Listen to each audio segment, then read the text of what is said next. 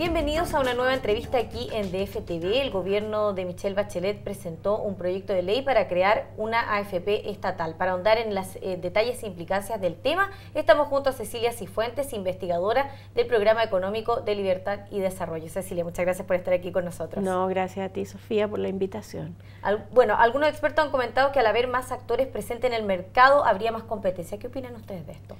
Bueno, la verdad que la reforma del 2008 abordó el tema de la competencia y en una forma que ha probado ser correcta a través de las licitaciones. Y hemos visto efectivamente una reducción bien significativa de las comisiones que cobran las AFP, lo que ha generado competencia en el mercado. Las comisiones promedio han bajado mucho. Hay efectivamente gente que no se ha cambiado, pero tiene alternativas más bajas, entonces en ese sentido no se ve muy claro en qué forma una nueva administradora podría generar más competencia si es difícil que logre cobrar menos de lo que cobra la AFP que ganó la última licitación, que es Plan Vital. ¿Ustedes creen que esto va a solucionar el problema, o sea, va a mejorar en definitiva el tema de las pensiones a futuro? Bueno, la verdad que hay bastante consenso que esta no es una solución al problema previsional, el mismo gobierno así lo ha dicho. Y por lo tanto, la verdad que son bastante cuestionables los argumentos para crear esta administradora, que evidentemente tiene costos, tiene un costo fiscal, y que por otro lado, por el lado de los beneficios que genera, son bastante poco claros. Y hay también potencialmente riesgos en esta administradora, que si bien se puede partir siendo equivalente al resto de las administradoras, no sabemos en el tiempo los intereses políticos a qué la pueden llevar. ¿Y qué pasaría, por ejemplo, si llevan las comisiones a cero? Se ha planteado esa posibilidad, pero la verdad que lo primero que habría que decir es que eso ya sería una administradora que no opera bajo las mismas reglas que el resto, porque el resto, o sea, tener una administradora tiene costos, y esos costos alguien los tiene que pagar. Si se crea una administradora estatal que no cobra, quiere decir que los impuestos de todos nosotros están pagando el funcionamiento de esa administradora, y además es competencia desleal para el resto del sistema. Esto sería como plantear, vamos a crear un supermercado estatal, pero este supermercado estatal va a regalar la leche. ¿Qué hace el resto de los supermercados en ese escenario, en el fondo? Ellos no podrían regalarla también. No podrían regalarla porque tiene un costo. Para el Estado también tiene un costo. Lo que pasa es que lo terminan pagando los impuestos. Entonces, en ese sentido, no parece razonable un escenario con cero comisión. Hemos visto también, Cecilia, que sectores de izquierda también se han opuesto a este proyecto de AFP estatal. Por ejemplo, hoy día la CUT iba a hacer un banderazo poniéndose a esto. ¿A qué creen ustedes que se debe este rechazo? Porque estos grupos están básicamente en contra del actual sistema, y en este sentido una administradora que opere bajo las mismas reglas del sistema también uno lo podría interpretar como una validación. O sea, si el Estado está pensando en cambiar el sistema, no tiene mucho sentido que cree una administradora equivalente al resto. En ese sentido se entienden las críticas de esos sectores. ¿Cuál creen ustedes que sería una solución para que mejoren las pensiones a futuro? Bueno, la solución no es simple, y aquí hay que partir de la base de que este problema previsional no lo tiene solo Chile, ni tampoco el caso de Chile es más grave que otro. Este es un problema que tienen todos los países del mundo, incluidos los países desarrollados, y que tiene un origen principalmente demográfico. Las personas viven más tiempo, y por lo tanto, si antes había que financiar una sobrevida de 10 años, ahora esa sobrevida puede ser de 20 o de 30 años, claro, para el caso de las mujeres. Sí. Entonces, y seguimos con los mismos parámetros con los que se creó el sistema hace más de 30 años, y la situación ha cambiado fuertemente.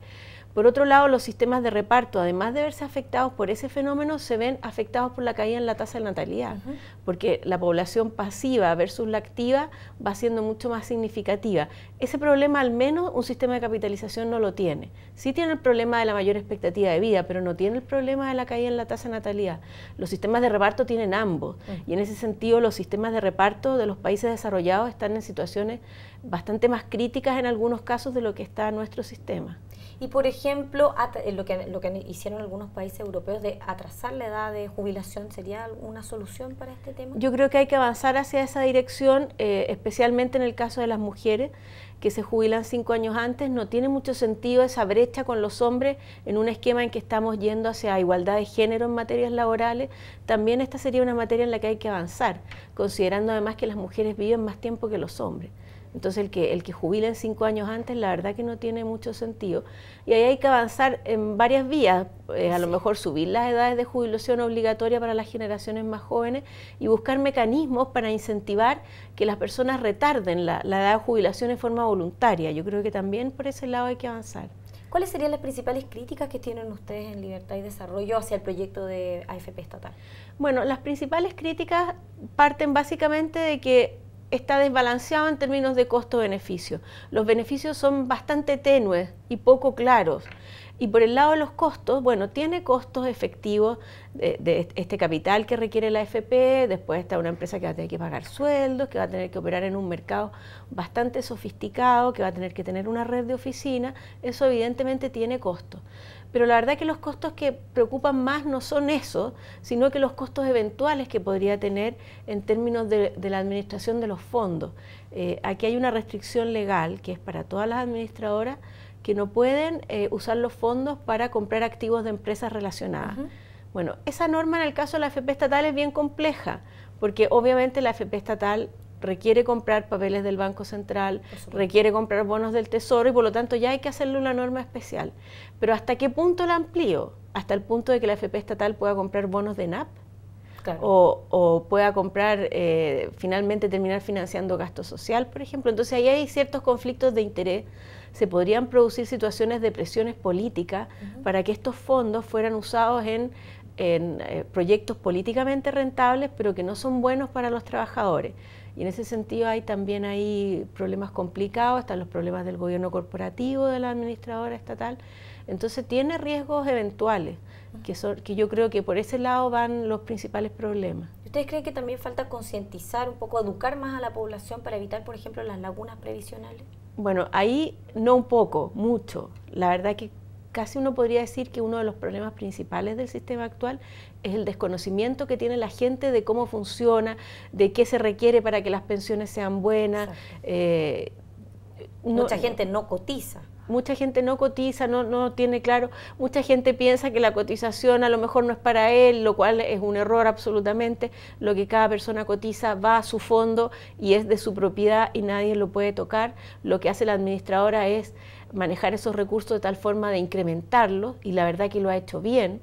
Del fondo actual de la AFP, que son alrededor de 160.000 millones de dólares, un 70% se tiene por el manejo de los fondos, por retorno, y solo un 30% es lo que han aportado los trabajadores.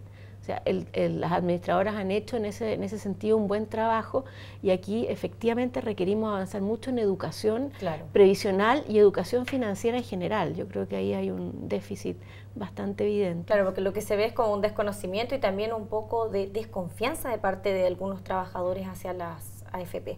Sí, eso es cierto.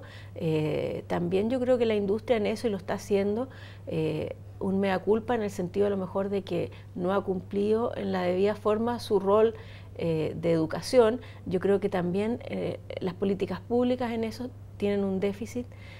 Ha faltado, si ya tenemos un sistema que funciona en base al ahorro de los trabajadores, lo primero que había que decir es que los trabajadores tenían que ahorrar. Claro, había que partir por eso. Claro, efectivamente. Cecilia, muchas gracias por haber estado aquí con nosotros comentando el proyecto de AFP estatal. Gracias a ti, Sofía. Y a ustedes los esperamos en una siguiente entrevista aquí en DF TV.